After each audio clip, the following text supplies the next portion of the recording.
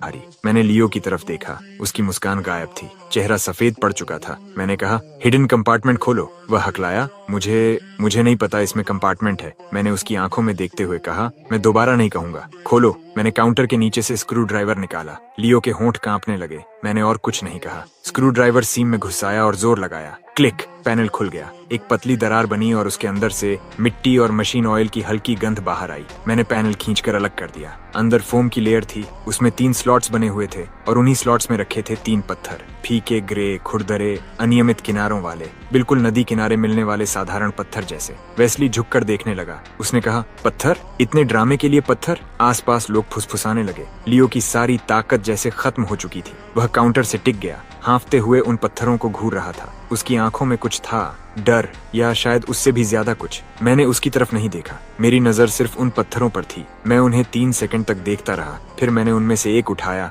वह छूने में ठंडा था, उम्मीद से ज्यादा भारी। सतह खुरदरी थी और उस पर सूखी मिट्टी के निशान अब भी लगे हुए थे। मैंने पत्थर को उठाकर अपनी आंखों के सामने किया। ऊपर लगी तेज सफेद लाइट के नीचे उसे अलग अलग एंगल्स से घुमाने लगा और फिर एक खास एंगल पर, इतना छोटा कि शायद कोई और देख भी न पाता, पत्थर की सतह पर बैंगनी रंग की एक बेहद पतली रेखा चमकी, बाल से भी पतली। एक पल के लिए दिखाई दी और गायब हो गई। उसी क्षण मेरा दिल जैसे नीचे बैठ गया। मैंने पत्थर को धीरे से वापस रखा। बिना एक शब्द बोले मैंने कंधे से रेडियो उठाया और कॉल बटन दबाया। Counter 6, the stone is hard. Radio कुछ सेकंड के लिए शांत हो गया। फिर कैप्टन केविन की आवाज आई, तेज और बिल्कुल सीधी, कॉपी। सिर्फ 10 मिनट बाद टर्मिनल 3 का हर एग्जिट सील कर दिया गया। अचानक पूरे एयरपोर्ट में पियर्सिंग अलार्म्स गूंज उठे। अलार्म बजते ही इंस्पेक्शन हॉल फट पड़ा। लोग चीखने लगे, बच्चे रोने लगे। स्पीकर्स पर इमरजेंसी इवैक्यूएशन अनाउंसमेंट्स लगातार चलने लगे। हर तरफ अफरा तफरी मच गई। लियो वहीं फर्श पर गिर गया। उसके चेहरे से खून जैसे गायब हो चुका था,